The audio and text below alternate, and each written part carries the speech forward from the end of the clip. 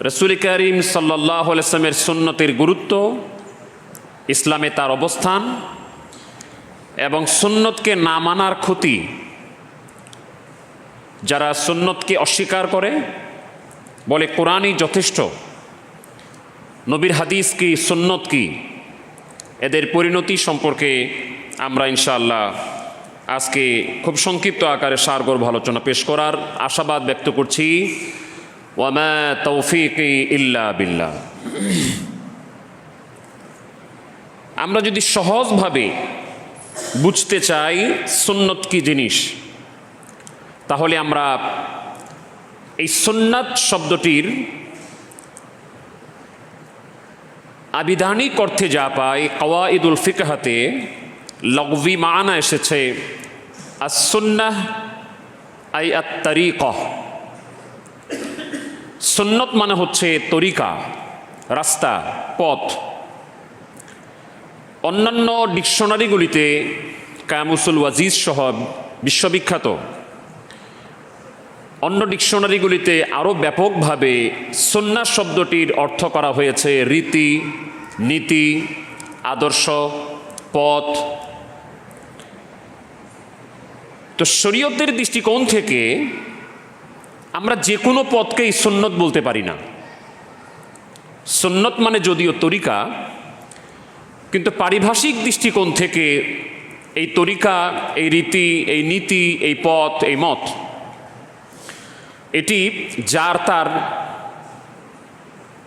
আদর্শ, মত, পথকে আমরা সুন্নত বলতে পারি না। এর পারিভাষিক সুন্নত বলতে আল্লাহর হাবিব, সর্বশেষ এবং সর্বশ্রেষ্ঠ নবী এবং রসুল আহমাদ মুজতবা মুহাম্মদ মুস্তফা সাল্লাল্লাহু আলাইহি ওয়াসাল্লামার আদর্শ, তার দেওয়া তরিকা, তার দেওয়া রাস্তা, তার রীতিনীতি, এগুলিকে প্রাথমিক পর্যায়ের সুন্নত এবং তার স্বীকৃত সাহাবায়ে কেরাম, খোলাফায়ে রাশিদিনের পথ, মতকেও সুন্নত বলা হয়। এ ব্যাপারে রাসূল করিম সাল্লাল্লাহু তাআলা আলাইহি ওয়া আলা আলিহি ওয়াসাল্লাম তিনি বলেছেন, আলাইকুম বিসুন্নতি ওয়া সুন্নাতিল খুলাফা রাশিদিন আল মাহদিন। তোমাদের উপর আবশ্যক হচ্ছে আমার সুন্নতের ফলো করা এবং হেদায়েত প্রাপ্ত আমার খলিফাদের সুন্নতকে ফলো করা। তাহলে রাসূল করিম সাল্লাল্লাহু আলাইহি ওয়াসাল্লামের রীতিনীতি, তার দেওয়া পথ, এটাও সুন্নত, এটাও আমাদের জন্য পালনীয়।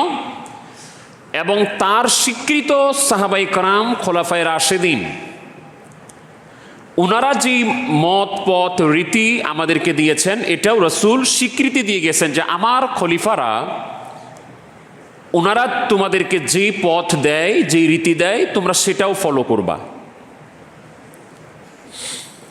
এবার আমরা অনেকের ধারণা করি যে সুন্নত বুঝি শুধু হাদিস, কোরআনকে না মেনে হাদিসকে মানার নাম সুন্নত।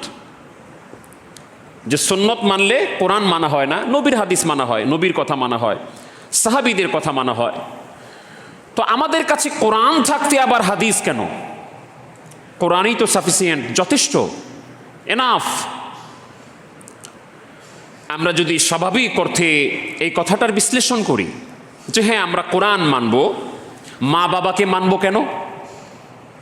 কোরআনই তো মানব, তো মা বাবাকে মানব কেন? উত্তর আসবে, কোরআন মানব, মা বাবাকে এই জন্য মানব, কোরআন বলছে মা বাবাকে মানো। এটাই তো কথা। কোরআন কি বলছে? মা বাবাকে মানো। ওয়াকাদা রাব্বুকা আল্লা তা'বুদু ইল্লা ইয়্যাহু ওয়া বিল ওয়ালিদাইনি ইহসানা। তোমাদের আল্লাহ ফয়সালা করে দিয়েছেন তার ছাড়া আর কারো ইবাদত হবে না, ইবাদত হবে শুধুমাত্র আল্লাহ। আল্লাহ পাক বলছেন ওয়াবিল ওয়ালিদাইনি ইহসানা, এবং তোমাদের মা বাবার সাথে সদ্ব্যবহার করো, সবচাইতে ভালো ব্যবহার করো, উত্তম আচরণ করো। তা আমরা কোরআন মানবো, মা বাবা মানবো কেন? কোরআন বলছে মা বাবাকে মানো। অর্থাৎ কোরআনিক নির্দেশ যেগুলি আছে, এগুলি আল্লাহ পাকের হুকুম। আমরা আলোচনাটা ভিন্ন ধারা নিয়ে যাচ্ছি কেন? যদি আমরা হাদিস ভিত্তিক বলি, তাহলে যারা কোরআন মানার দাবি করছে যে আমি শুধু কোরআনটা মানি, হাদিসের দিকে যাই না, আমার হাদিস মানার দরকার কি, কোরআন আমার জন্য যথেষ্ট। তারা বলবে হাদিস ভিত্তিক, হাদিস তো আমি মানিই না, তো হাদিসের দলিল দিলে এটা আমার কাছে প্রাথমিক পর্যায়ে অ্যাকসেপ্টেড হবে না, গ্রহণযোগ্য হবে না, তো আমরা কোরআনকেই জিজ্ঞেস করি। আল্লাহ রাব্বুল আলামিনের কোরআন, আল্লাহ পাকের কালাম বলছেন, ইয়া আইয়ুহাল্লাযীনা আমানু আতিউল্লাহ ওয়া আতিউর রাসূল ওয়া উলিল আমরি মিনকুম فإن تنازعتم في شيء فردوه إلى الله والرسول إن كنتم تؤمنون بالله واليوم الآخر ذلك خير وأحسن تأويلا। কোরআনুল কারীমের পঞ্চম পারায় 4 নম্বর সূরা নিসার 59 নম্বর আয়াতে আল্লাহ পাক বলছেন, হে ঈমানদারেরা, তোমরা আল্লাহর আনুগত্য করো। আতিউল্লাহ, আল্লাহর আনুগত্য করো। আল্লাহ কিন্তু কথা শেষ করে দেন নাই যে আমাকে মানলেই তো হবে, আল্লাহর আনুগত্য করো। সাথে সাথে আল্লাহ পাক বলেন ওয়া আতিউর রাসূলা, আমার রাসূলের ইতাআত করো, আনুগত্য করো। তাহলে রাসূল মানবো কেন? আল্লাহ বলছেন রাসূল মানো। রাসূল মানবো কেন?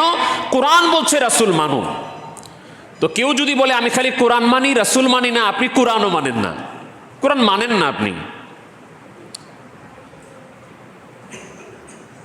তাহলে রাসূল না মেনে কোরআন মানা যায় না।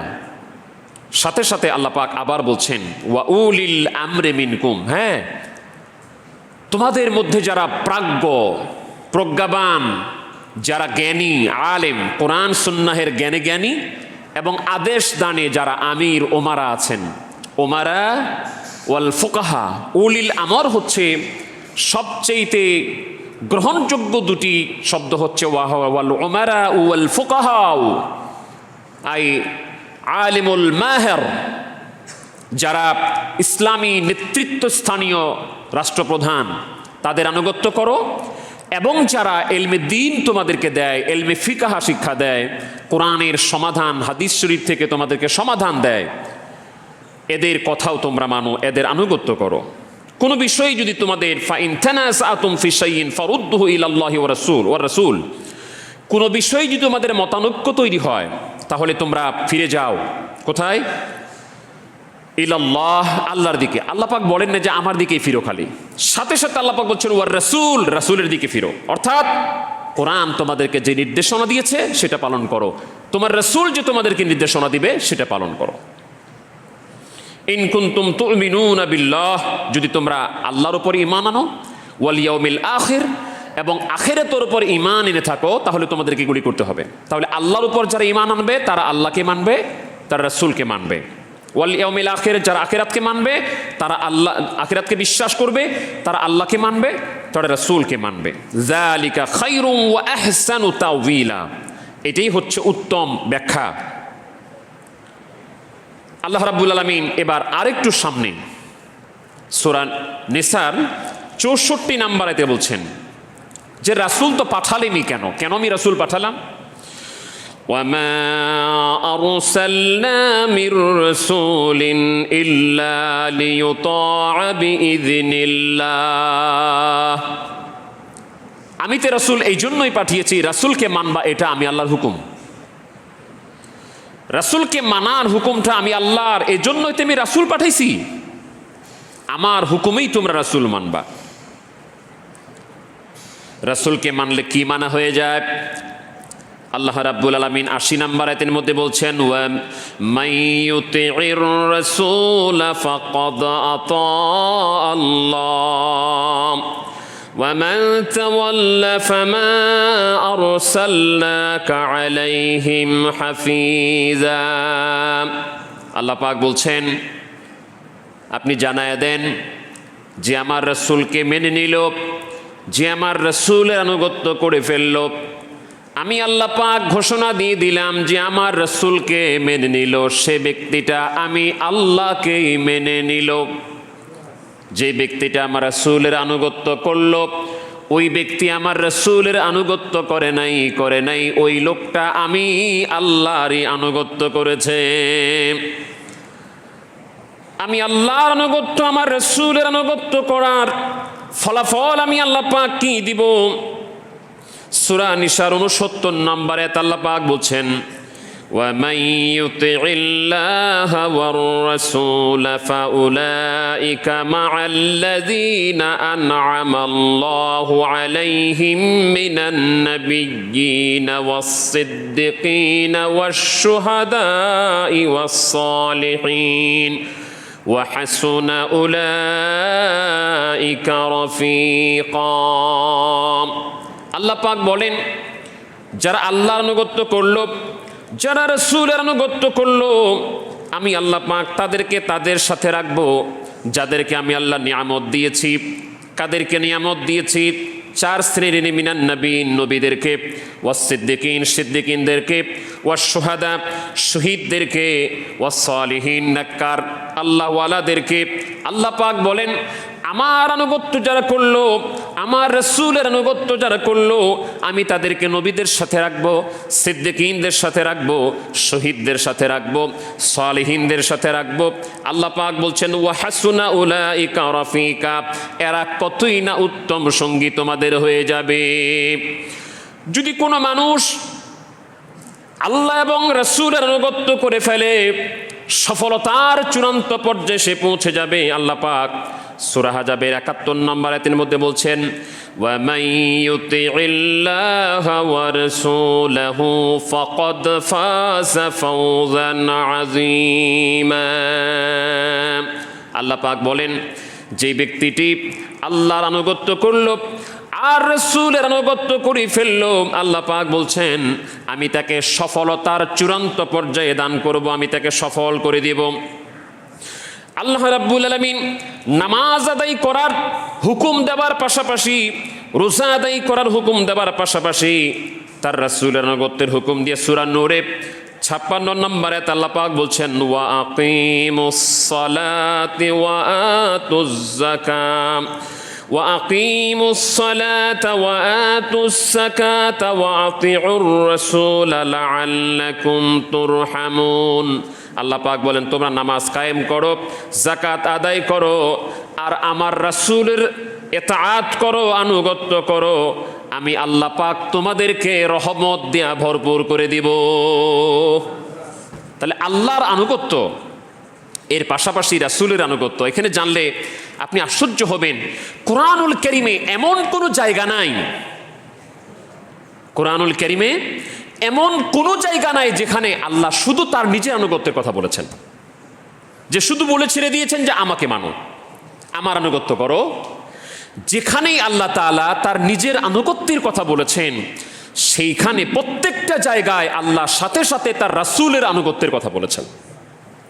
এমন কোনো জায়গা কোরআনে পাবেন না আপনি যেখানে আল্লাহ পাক শুধু বলেছেন যে আমাকে মানো। অতীব যারা বলবে আমি শুধু আল্লাহকে মানি, রাসূল মানি না, এই লোকটা একটা অমুসলিম। কোরআন না মানলে সে যেমন অমুসলিম থাকে, তাকে মুসলমান বলার কোনো সুযোগ নাই। সেই লোকটা যদি বলে আমি শুধু কোরআন মানি, রাসূল মানি না, ওই লোকটাকে মুসলমান বলার কোনো সুযোগই নাই। আবার কোরআনুল কারীম দেখেন, আমরা বললাম কোরআনে এমন কোনো জায়গা নাই যেখানে শুধু আল্লাহ নিজের আনুগত্যের কথা বলেছেন। যেখানে আল্লাহ তার নিজের আনুগত্যের কথা বলেছেন, সাথে সাথে ওই জায়গায় আল্লাহ তার রাসূলের আনুগত্যের কথা বলেছেন। কিন্তু কোরআনে কয়েকটা জায়গা আছে যেখানে আল্লাহ শুধু রাসূলের কথা বলেছেন, আল্লাহর নিজের কথাটাও বলেন নাই। অনেক জায়গা আছে যেখানে আল্লাহ শুধু রাসূলের কথা বলেছেন, নিজের কথাটা বলেন নাই। কিন্তু যেখানে আল্লাহ আল্লাহর আনুগত্যের কথা বলেছেন, ওই জায়গায় রাসূলের আনুগত্যের কথাটা বলতে ছাড়েন নাই। আর অনেক জায়গা আছে যেখানে শুধু রাসূলের আনুগত্যের কথা বলেছেন, ওইখানে নিজের আনুগত্যের কথাটা বলেন নাই। এই যে যেমন আমরা তেলাওয়াত করলাম সূরা নূরের 56 নম্বর আয়াত, ওয়া আতিউর রাসূল লাআল্লাকুম তুরহামুন। তোমরা আমার রাসূলকে মানো, আশা করা যায় তোমরা রহমত পেয়ে যাবা। কিভাবে? ওই যে আল্লাহ একটু আগে বললাম, আল্লাহ পাক বলছেন ওমাই ইউতির রাসূল ফাকাদ আতা আল্লাহ। মানুষ, তোমরা আমার রাসূলকে মানলেই তো আমাকে মানা হয়ে যায়। এই জন্য আল্লাহ তাআলা অনেক জায়গা আছে যেখানে শুধু রাসূলের কথা বলেছেন। আল্লাহ পাক নিজের কথাটাও বলেন নাই, কারণ রাসূলের আনুগত্য করলেই আল্লাহ পাকের আনুগত্য হয়ে যায়। এবার দেখুন, যদি আল্লাহর রাসূল সাল্লাল্লাহু তাআলা আলাইহি ওয়া আলা আলিহি ওয়াসাল্লাম এর আনুগত্য না করা হয়, তাহলে তার ফলাফলটা কি? কোরআন কি বলছে? আল্লাহ পাক বলছেন 29 পারায় 72 নম্বর সূরা জিনের 23 নম্বরে আল্লাহ পাক বলছেন, وَمَنْ يَعْصِ اللَّهَ وَرَسُولَهُ فَإِنَّ لَهُ نَارَ جَهَنَّمَ خَالِدِينَ فِيهَا أَبَدًا। যে আল্লাহ এবং আল্লাহর রাসূলের অবাধ্যতা করলো, আল্লাহ এবং আল্লাহ রাসূলের অমান্য করলো, তাকে অমান্য করলো, ফাইন্না লাহু নারা জাহান্নামা খালিদিনা ফিহা আবাদা, নিশ্চয়ই তার জন্য আছে জাহান্নামের শাস্তি। এটা কতক্ষণ? আবাদা, এটা আর শেষ হবে না, চলতেই থাকবে। আপনারা জানেন, আমরা ইতিপূর্বে আলোচনা করেছি যে ঈমান নিয়ে কবরে যায়, সে হতে পারে অনেক গুনাহগার, কিন্তু ঈমান আছে, সেই লোকটা খালিদিনা ফিহা আবাদা হবে না, চিরকাল জাহান্নামী হবে না। সে তার শাস্তি পাওয়ার পরে একদিন না একদিন জান্নাতে যাবে। কিন্তু আল্লাহ এখানে কি বলছেন? যে আল্লাহকে অস্বীকার করলো, রাসূলকে অস্বীকার করলো, আল্লাহ তাকে আবাদান জাহান্নামে দিয়ে দিবেন। অর্থাৎ এই লোকটার জান্নাতে যাবার কোনো সুযোগ নাই, সে কাফের। সেই লোকটি মুসলমান হিসেবে দাবি করতে পারে না, যে বলবে আমি শুধু কোরআন মানি, রাসূল মানি না, সেই লোকটা মুসলমান নয়। এর অনেকগুলি কারণ আছে। এবার আল্লাহ এবং আল্লাহ রাসূল যদি কোনো ফয়সালা দেয়, কোনো সিদ্ধান্ত দেয়, এটাকে আপনি দ্বিমত করতে পারবেন কিনা? দ্বিমত করার কোনো সুযোগ আছে কিনা? আল্লাহর কোরআন কি বলছে? আল্লাহর কোরআন বলছে সূরা নিসার 65 নম্বরে আল্লাহ পাক বলছেন, 5ম পারা 4 নম্বর সূরা নিসার 65 নম্বরে আল্লাহ পাক বলছেন, فَلَا وَرَبِّكَ لَا يُؤْمِنُونَ حَتَّى يُحَكِّمُوكَ فِيمَا شَجَرَ بَيْنَهُمْ ثُمَّ لَا يَجِدُوا فِي أَنفُسِهِمْ حَرَجًا مِّمَّا قَضَيْتَ وَيُسَلِّمُوا تَسْلِيمًا। আল্লাহ পাক বলছেন, ফালা ওয়া রাব্বিকা, হাবিব আপনার রবের কসম, আল্লাহ নিজের কসম নিজে করছেন, ফালা ওয়া রাব্বিক, আপনি মুহাম্মদ সাল্লাল্লাহু আলাইহি ওয়াসাল্লামের রবের কসম, অর্থাৎ আমি আল্লাহ পাক আমার নিজের কসম করে বলছি, লা ইউমিনুনা, তারা কোশ্চিন কালেও মুমিন হতে পারবে না, মুসলমান দাবি করতে পারবে না, হাত্তা ইউহাক্কিমুকা ফীমা শাজারা বাইনাহুম সুম্মা লা ইয়াজিদু ফি আনফুসিহিম হারাজাম মিম্মা কাদাইতা ওয়া ইউসাল্লিমু তাসলিমা। আপনি রাসূল যে সিদ্ধান্ত দিবেন, যেই ফয়সালা দিয়ে দিবেন, যেই রায় দিয়ে দিবেন, এটাকে দ্বিধাহীন চিত্তে, কোনো আপত্তি ছাড়া, আন্তরিকতার সাথে, সন্তুষ্ট চিত্তে তারা মেনে নিয়ে, এটাতে যদি সন্তুষ্ট না হতে পারে, কোনো রকম বাকবিতণ্ডা করে, আপত্তি করে, আমার আল্লাহ পাক বলছেন, হাবিব আমি আমার নিজের কসম করে বলছি, কোশ্চিন কালেও তারা মুসলমান মুমিন হতে পারবে না। আপনার রায়, আপনার ফয়সালা না মানলে তার মুসলমানই না। এটার অনেক বড় একটা শান নুজুল আছে, আমরা আজকে এটা বলার সুযোগ পাচ্ছি না, তবে একটু খালি শুধু বলি। এরকম একটা ফয়সালা হয়েছিল, যেটা এক ইহুদির পক্ষে রাসূল করিম সাল্লাল্লাহু আলাইহি ওয়াসাল্লাম ফয়সালা দিয়েছিলেন। তো নামধারী মুসলমান, সে মনে করে আমি নামাজ পড়ি, আমি রোজা রাখি, আমি হজ করি, আমি যাকাত দেই। তো রাসূলের কাছে ফয়সালা গেছে, বিচার ফয়সালা গেছে। তো রাসূল যেটা হক, যেটা সত্য বিচার, ওইটা করে দিয়েছেন। এখান থেকে একটা নীতি আসবে যে যিনি জাজ হবেন, যিনি বিচারক হবেন, তিনি নিজের দলের লোক দেখবেন না, যেটা আমার দলের লোক। অতএব আমি পক্ষপাতিত্ব করে একটা রায় দিয়ে দিই, এটা মুসলমান, ওটা অমুসলিম।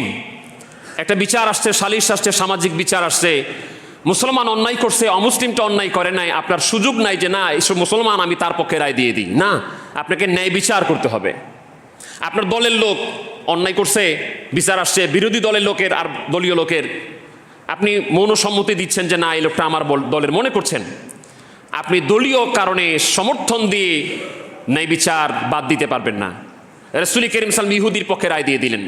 তো মুসলমান যেটা নামধারী, তার পছন্দ হলো না, সে বলল যে মুহাম্মদ সাল্লাল্লাহু আলাইহি ওয়াসাল্লাম কীভাবে রায় দিল, আমি তো মুসলমান, নামাজ কালাম করি, তো আমার পক্ষে রায় না দিয়ে ইহুদির পক্ষে রায় দিয়ে দিল। সে গেল ওমর রাদিয়াল্লাহু আনহুর কাছে। ওমরকে যে বলল, ইয়া আমির আল হে ওমর, এই একটা বিচারের সানি করার জন্য আসছি। তো সানি করতে আসছো বিচারের, তো প্রথম গেছিলে কার কাছে? কে বিচার করেছে প্রথমে? বললো আমরা রসুলের কাছে গেছিলাম। রাসূল আমার পক্ষে রায় না দিয়ে ইহুদির পক্ষে রায় দিয়ে দিয়েছে। এটা কোনো কথা হলো? আমি মুসলমান, আমি জিহাদে চাঁদা দিই, আমি নামাজ পড়ি, রোজা রাখি। হযরত ওমর বললেন, ঠিক আছে তাহলে বাইরে একটু দাঁড়াও, আমি আসতেছি। তিনি ঘরে ঢুকলেন, ঘরে ঢুকে তরবারি নিয়ে আসলেন। তরবারি এনে বললেন, রাসূলুল্লাহ সাল্লাল্লাহু আলাইহি ওয়াসাল্লামের ফয়সালা দেবার পরে যে ফয়সালা মানে না, তার বিচার এরকম হওয়া উচিত। এটা বলে তরবারি দিয়ে গর্দান উড়িয়ে দিলেন, দেহকে দ্বিখণ্ডিত করে দিলেন। তো মদিনায় খবর হয়ে গেল, আরে ওমর একজন মুসলমানকে মেরে ফেলেছে, মুসলমানকে ওমর মেরে ফেলেছে। তো এই কথা যখন কানাঘুষা হচ্ছে, তখন আমার আল্লাহ পাক বলেন, হাবিব জানায় দেন, ফালা ওয়া রাব্বিকা লা ইউমিনুনা হাত্তা ইউহাক্কিমুকা ফীমা শাজারা বাইনাহুম। যেই লোক আপনি রাসূলের ফয়সালা মানে না, আমি বলছি ওটা মুসলমান না। দুনিয়ার মানুষ তাকে মুসলমান বলতে পারে যে ওমর মুসলমান মেরে ফেলেছে, আমি আল্লাহ বলছি ওটা মুসলমান না। কোনো মুসলমানকে ওমর মারে নাই। আল্লাহ রাব্বুল আলামিনের হাবিব যখন কোনো ফয়সালা দিয়ে দেন, আল্লাহ পাক বলছেন সূরা আহজাবের 36 নম্বর আয়াতে আল্লাহ পাক বলছেন, وَمَا كَانَ لِمُؤْمِنٍ وَلَا مُؤْمِنَةٍ إِذَا قَضَى اللَّهُ وَرَسُولُهُ أَمْرًا أَن يَكُونَ لَهُمُ الْخِيَارُ مِنْ أَمْرِهِمْ وَمَن يَعْصِ اللَّهَ وَرَسُولَهُ فَقَدْ ضَلَّ ضَلَالًا مُبِينًا। আল্লাহ পাক বলেন, আল্লাহ যখন কোনো ফয়সালা দিয়ে দেন, আল্লাহ রাসূল যখন কোনো ফয়সালা দিয়ে দেন, কোনো মুমিন পুরুষ আর কোনো মুমিন নারীর অধিকার নাই সেটার বিরুদ্ধে তার নিজস্ব মত পোষণ করবে, সেটার বিরুদ্ধে নিজের অ্যাকশন নেবে, কোনো ধরনের কাজ করবে। আল্লাহ পাক বলছেন, ওয়া মান ইয়াসিল্লাহা ওয়া রাসূলাহু, যে আল্লাহকে অমান্য করলো আর রাসূলকে অমান্য করলো, ফাকাদ দাল্লা দালালাম মুবিনা, সে চূড়ান্ত পর্যায়ের পথভ্রষ্ট হয়ে গেল। তাহলে আমরা যা বুঝলাম, আল্লাহ রাব্বুল আলামিন বলছেন আমাকে মানো, আমার রাসূলকে মানো। এই জায়গায় যদি গ্যাপ হয়ে যায়, কেউ যদি মনে করে আমি শুধু কোরআনে যা পাবো সেটাই মানবো। এবার আমরা আরেকটু আলোচনায় আসি। এই কোরআনে যা পাবো আমরা সেটাই মানবো, রাসূল মানবো না, তাহলে এই লোকটি কোরআন মানতে পারবে না কিভাবে? এখন ইদানিং একটা নতুন ফিতনা বের হয়েছে আহলে কোরআন নাম দিয়ে। এরা নাম দিয়েছে আহলে কোরআন, মানে বলছে আমি কোরআনে যা পাই এটাই তো যথেষ্ট, আমি কোরআন ছাড়া অন্য কিছু মানি না। যেই লোকটি এই কথা বলবে সেই লোকটি নিঃসন্দেহে মুসলিম হবার কোনো সুযোগ নেই এবং কোরআন মানারও কোনো সুযোগ তার নেই। এই অজুহাত দিয়ে এই আহলে কোরআন দাবিদাররা অনেকে এখন নামাজ বাদ দিয়ে দিয়েছে, নামাজ পড়ে না। যারা কোরআন মানার দাবি করছে, বলছে আমি কোরআন মানি, আমি হাদিস মানি না, রাসূল মানি না, এই লোকগুলি নামাজ পড়ে না। কেন পড়ে না জানেন? বলছে কোরআনে তো এই 5 ওয়াক্ত নামাজের কথা নাই। ফজর, জোহর, আসর, মাগরিব, এশা এই নাম দিয়ে তো নামাজ কোরআন শরীফে নাই, এটা সত্য কথা। এই অজুহাত দিয়ে বলছে তাহলে তো এই নামাজ আমরা কোরআনে পাই না, এই যেভাবে নামাজ পড়েন 5 ওয়াক্ত নামাজ পড়েন এগুলি তো কোরআনে নাই, এই অজুহাতে তারা নামাজ পড়ে না। অনেকে আবার মুসলমান সাজার জন্য জুমার নামাজটা পড়তে আসে। তাহলে আপনি 5 ওয়াক্ত নামাজ পাইলেন না, জুমার নামাজ পাইলেন কই? হ্যাঁ বলতে পারে জুমার নামাজের কথা কোরআন শরীফে আছে, ইয়া আইয়ুহাল্লাযীনা আমানু ইযা নুদিয়া লিস-সালাতি মিন ইয়াউমিল জুমআতি ফাসআউ ইলা যিকরিল্লাহি ওয়া যারুল বাই। হে ঈমানদারেরা, যখন জুমার নামাজের আজান দেওয়া হয়, 5 ওয়াক্ত নামাজের কথাও কিন্তু কোরআন শরীফে আসে, কিন্তু জোহর, আসর, মাগরিব, এশা এইভাবে নাম করে নাই। এটা বুঝলাম কেমনে? আমরা আসছি আলোচনায়। এখন কথা হলো, জুমার নামাজের কথাটা সে কোরআন শরীফে পাইছে যে যখন জুমার নামাজের আজান দেওয়া হয় তখন তোমরা সব কিছু বাদ দিয়ে জুমার নামাজে আসো। তা আমি বলি, আপনি বলছেন কোরআন মানি, রাসূল মানি না, তা আপনি কোরআন থেকে আমাকে দেখায় দেন জুমার নামাজটা পড়বেন কেমনি? আপনি যে জুমার নামাজ 2 রাকাত পড়বেন, আপনি এসে বললেন জুমার নামাজটা আমি পাইছি, তা জুমার নামাজ 2 রাকাত এটা কোরআন শরীফে আছে কোথায়? জুমার নামাজ আপনাকে 2 রাকাত পড়তে হবে, জুমার নামাজের আগে আপনাকে খুতবা দিতে হবে। তো এই 2 রাকাত জুমার নামাজ আপনি পেয়েছেন কোথায়? কোরআনে পান নাই, তো আপনি এটা পড়ছেন কেন? এই জায়গায় তো আমার রাসূলের কাছে যেতে হচ্ছে যে আমার রাসূল জুমার নামাজ 2 রাকাত পড়েছেন, তাহলে কোরআন জুমার নামাজ মানতে গেলেও আমার রাসূলকে মানতে হবে। তাহলে ওয়াকিমুস সালাত, নামাজ কায়েম করো, কিভাবে করবো? আমার রাসূল যেভাবে করেছেন। আল্লাহ পাক ছেড়ে দিয়েছেন, আমি আল্লাহ নামাজের হুকুম দিলাম, কিভাবে করবা? আমার রাসূল যেভাবে নামাজ পড়েছেন তোমরা সেভাবে করো। আল্লাহ হজ করতে বলছেন, কিভাবে, কি নিয়মে? আমার রাসূল যেভাবে হজ করেছেন সেভাবে করো। যদি কেউ বলে শুধু কোরআনে যা আছে তাই মানবো, হাদিস মানবো না, তাহলে আমরা বলবো এই লোকগুলির অবস্থা এরকম। আমরা জানি শুকুরের গোস্ত খাওয়া কোরআন শরীফে নিষেধ আছে, মরা জিনিসের গোস্ত খাওয়া কোরআন শরীফে নিষেধ আছে, কিন্তু কুকুরের গোস্ত খাওয়ার নিষেধাজ্ঞা কোরআন শরীফে নাই।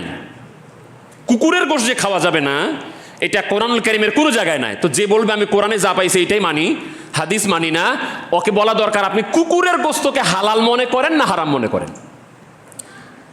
যদি বলে হালাল মনে করি তাহলে একদিন দাওয়াত দিয়া খাওয়াই দিয়েন, তুই খা কুকুরের গোস্ত জন্মের মতো করে খা। আর যদি বলে না কুকুরের গোস্ত খাওয়া যাবে না, হারাম, তাহলে কোরআন শরীফে দেখা কোন জায়গায় কুকুরের গোস্ত হারাম লেখা আছে। যেই লোকটি বলবে আমি রাসূল মানি না, হাদিস মানি না, রাসূলের সুন্নাহ মানি না, কোরআনই মানি, এই লোকটাকে জানাজা ছাড়া দাফন দেওয়া দরকার। ওকে সুন্দর করে কাফন, এই যে আমরা আতর গোলাপ লাগায়া গোসল দিয়া মুসলমানদের যেভাবে জানাজা করা হয়, দাফন করা হয়, সেভাবে গোসল দিয়া সুন্দর করে জানাজা পরে কাফন পরায় আতর গোলাপ মাইখা জানাজা দিই। এই লোকটা যদি মরে যায় ওকে শার্ট প্যান্ট পরে দাফন দেওয়া দরকার। তো কেন? কোরআন শরীফে তো কাফন পরাইতে হবে এটা নাই। মানুষ মারা যাওয়ার পরে কাফন পরাইতে হবে এটা কোরআন শরীফে কোথাও লেখা নাই। মৃত্যুর উপরে সালাত আদায় করতে হবে এই কথাটি কোরআনুল কারীমে সূরা তাওবার 84 নম্বর আয়াতে আসছে, কিন্তু পড়বেন কেমনে এটা কোরআন শরীফে নাই। তাহলে আপনি যেমনি বুঝেন ওরকম করে আপনার মতো মানুষ যারা রাসূল মানে না, হাদিস মানে না, তারে দিয়া আপনি যেমন টুপি নাই, নামাজ নাই, রোজা নাই, সাধু জুমার নামাজটা পড়তে আসেন কোনো মতো মানুষকে দেখাবার জন্য, 5 ওয়াক্ত নামাজ পড়েন, আপনার জানাজার ইমামতি ওই রকম মানুষ দিয়ে করান, কোন ইমানদার মুসলমান নামাজি ব্যক্তি আপনার জানাজা পড়বে না। তা আপনি জানাজা যদি আসতে চান, কিভাবে জানাজা পড়তে হবে? আমার রাসূলের কাছে আসতে হবে। রাসূল যেভাবে জানাজা পড়েছেন সেভাবে জানাজা নামাজ আদায় করুন। এবার রাসূল করিম সাল্লাল্লাহু আলাইহি ওয়াসাল্লামকে মানতে হবে। আল্লাহ পাক রাসূল যা দিয়েছেন সুন্নাহর উপর আমরা কথা বলছিলাম। আল্লাহ পাক সূরা হাশরের 7 নম্বর আয়াতে বলছেন, ওয়ামা আতাকুমুর রাসূলু ফাখুযুহু ওয়ামা নাহাকুম আনহু ফান্তাহু। আল্লাহ বলছেন আমার রাসূল তোমাদের কাছে যা নিয়ে এসেছে তা তোমরা ধরো, আমার রাসূল যা তোমাদেরকে নিষেধ করেছে তা তোমরা ছাড়ো। কোরআন শরীফ আমরা যা ইতিপূর্বে আয়াতগুলো আলোচনা করলাম, এতগুলি আয়াত যদিও নাও থাকতো, এই আয়াতটাই আমার রাসূলকে রাসূলের সুন্নত মানার জন্য যথেষ্ট হয়ে যেত। আমার রাসূল যা দিয়েছে তোমরা সেটা মানো, আমার রাসূল যা বাদ দিতে বলেছে তোমরা সেটা ছাড়ো। তাহলে রাসূলের সুন্নাহ মানা এটা আল্লাহরই হুকুম। রাসূল করিম সাল্লাল্লাহু আলাইহি ওয়াসাল্লাম তিনার সুন্নত মানার গুরুত্ব সম্পর্কে নবীজি বলছেন, আব্দু আলাইহা বিন নওয়াজিস, তোমরা আমার একটা সুন্নত, নামাজিজ মানে হচ্ছে মারির দাঁত, সব শেষে যে দাঁতটা থাকে এই নামাজিজ দাঁত দিয়ে কামড়ায়া ধরো। আমার সুন্নত, আমার খোলাফা রাশিদিনের সুন্নত, এই নামাজিজ নামক মারির দাঁত দিয়ে কামড়ায় ধরো। দাঁত আমাদের ভিতরে যে দাঁতগুলি আছে এটা 6 ধরনের দাঁত আছে। প্রথম যে এই যে 4টা দাঁত সামনের এটাকে সানায়া বলা হয়, এই 4টা দাঁতকে সানায়া। তার পাশের চারদিকের 4টা দাঁতকে বলা হয় রুবাই। 4টা দাঁত চারপাশে 4টা আছে, এর পাশে যে 4টা আছে চারপাশে এটাকে আনিয়াব বলা হয়, শিকারি দাঁত, চোখা যে দাঁতটা। তারপরের যে চারপাশে 4টা আছে এটাকে দাওয়াহিক বলা হয়, মধ্যম হাসলে যে জজ্জুর পর্যন্ত দাঁতগুলি বের হয় এটাকে দাওয়াহিক বলা হয়। তারপরে 5 নম্বর তাওয়াহিন, যেটা দিয়ে আমরা চাবাই। এরপরের যে চারপাশের যে দাঁতগুলি আছে উপরে নিচে এগুলিকে তাওয়াহিন বলা হয়। সব শেষের 6 নম্বর দাঁতকে নাওয়াজিজ বলা হয়। একবারে পাশের দাঁতটা যেটা দিয়ে আমরা শক্ত করে কামড়ায় ধরি, এবং এটা ধরলে এটা সহজে ছাড়া যায় না। আল্লাহর হাবিব বলছেন আমার সুন্নত পাইলে মারির দাঁত দিয়ে যেমন তোমরা কোনো জিনিসকে শক্ত করে কামড়ায় ধরো, আমার সুন্নতকে ঠিক তোমরা শক্ত করে কামড়ায় ধরো। আমরা একটা হাদিস বলে শেষ করছি। এই হাদিসটি তিরমিজিতে আসছে, ইবনে মাজাতে আসছে, অনেকগুলি কিতাবে। নবীজি বলছেন তোমাদের যেন এরকম না হয়। কিরকম? তোমরা কেউ হেলান দিয়ে বসে থাকবা, আলিশান আরিকার উপরে, সোফার উপরে, চেয়ারের উপরে হেলান দিয়ে বসে থাকবা, আর তোমাদের কাছে কেউ আমার হাদিস বলবে, আমার সুন্নত বলবে, আর তোমরা বলবো না এগুলি তো আমরা কোরআনে পাই নাই। ওইভাবে বলবে হেলান দিয়ে, না এগুলি কি, এগুলি তো আমরা কোরআনে পাই নাই। যা আমরা কোরআনে পেয়েছি এটাই আমরা মানব, আমরা যা কোরআনে পাই না এটা আমরা মানব না। আল্লাহ রাসূল বলছেন তাদেরকে জানায় দিও, এটা আমি পছন্দ করি না, তাদেরকে জানায় দিও আল্লাহ কোরআন দিয়ে যা হারাম করেছেন ওটা যেমন হারাম, আমি রাসূল হাদিসের মাধ্যমে যেগুলিকে হারাম বলি আল্লাহর কোরআনের মতো করে সেগুলিও হারাম। জানায় দেওয়ার মধ্যে কোনো পার্থক্য নাই। আল্লাহ যেটা বলবে হারাম কোরআনের মাধ্যমে ওটা যেমন হারাম, আমি রাসূল যেটা বলবো হাদিসের মাধ্যমে হারাম, ঠিক তেমনি ওটা হারাম। এই দুইয়ের বিধানের মধ্যে কোনো পার্থক্য করবে না। রাসূল করিম সাল্লাল্লাহু আলাইহি ওয়াসাল্লামের সুন্নাত, এর উপরে আমরা ইনশাআল্লাহ বাকি কথা আগামী জুমাতে বলার আশাবাদ ব্যক্ত করে আজকে অসমাপ্ত কথা এখানে শেষ করছি। ওয়া আখিরু দা'ওয়ানা আনিল হামদুলিল্লাহি রাব্বিল আলামিন। আল্লাহ পাক যেন আমাদেরকে তার রাসূলের সুন্নতের উপরে চলার তৌফিক দান করেন। বিস্তারিত সুন্নতের আলোচনা আগামী জুমাতে আসবে ইনশাআল্লাহ।